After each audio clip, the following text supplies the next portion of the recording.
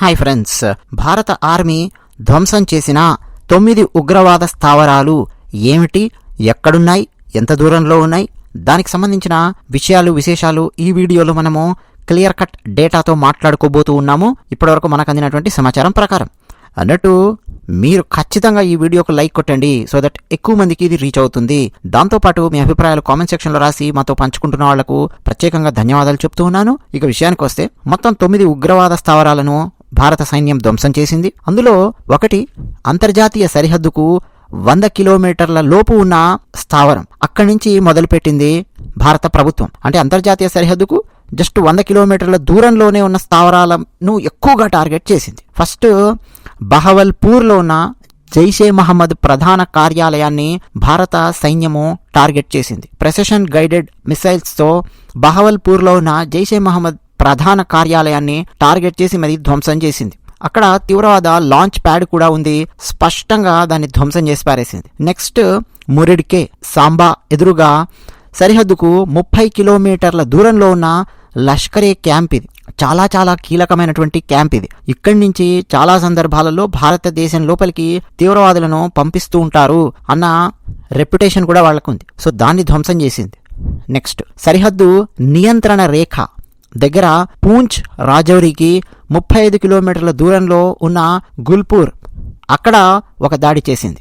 ముఖ్యంగా ఇక్కడి నుంచండి పూంచ్ వైపుకు, రాజౌరి వైపుకు, ఆ 2 సెక్టార్ల వైపుకు ఉగ్రవాదులను రకరకాల మార్గాల గుండా గతంలో పాకిస్తాన్ పంపిస్తూ ఉండేది అన్న పేరుంది. అటువంటి స్థావరాన్ని ధ్వంసం చేసింది. నెక్స్ట్ పాక్ ఆక్రమిత జమ్మూ కాశ్మీర్లో ఉన్న తంగ్దర్ సెక్టార్ లోపల 30 కిలోమీటర్ల పరిధిలో ఉన్న సవాయ్ లష్కరే క్యాంపును తునాతునకలు చేసింది భారత సైన్యం. తర్వాత JM launch pad Bilal camp, దాన్ని ధ్వంసం చేశారు. అలాగే రాజౌరి సెక్టార్కు ఎదురుగా నియంత్రణ రేఖకు 15 కిలోమీటర్ల దూరంలో ఉన్న JM launch pad Bilal camp, దాన్ని విధ్వంసం చేసింది. ఇక రాజౌరికి ఎదురుగా నియంత్రణ రేఖకు 10 కిలోమీటర్ల పరిధిలో ఉన్న బర్నాలా క్యాంప్, అక్కడ కూడా దాడి చేసింది.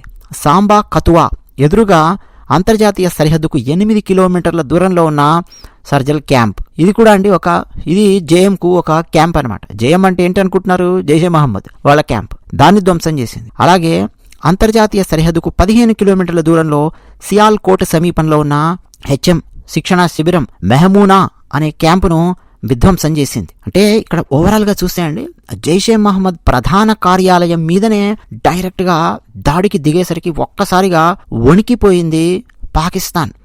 ఎందుకంటే మామూలుగా బ్రాంచ్ ఆఫీసుల మీద దాడి చేయడం వేరు, డైరెక్ట్గా హెడ్ ఆఫీస్ మీద దాడి చేయడం వేరు. హెడ్ ఆఫీస్ నుంచే కదా మొత్తం అన్ని కూడా బ్రాంచ్ ఆఫీసులకి సర్క్యులేట్ అయ్యేది, డైరెక్షన్స్ వచ్చేది, ఆర్డర్స్ వచ్చేవి. డైరెక్ట్ జైషే మహమ్మద్ యొక్క హెడ్ ఆఫీస్ ప్రధాన కార్యాలయం మీద దాడి చేశారు, టార్గెట్ చేసి మరి దాడి చేశారు.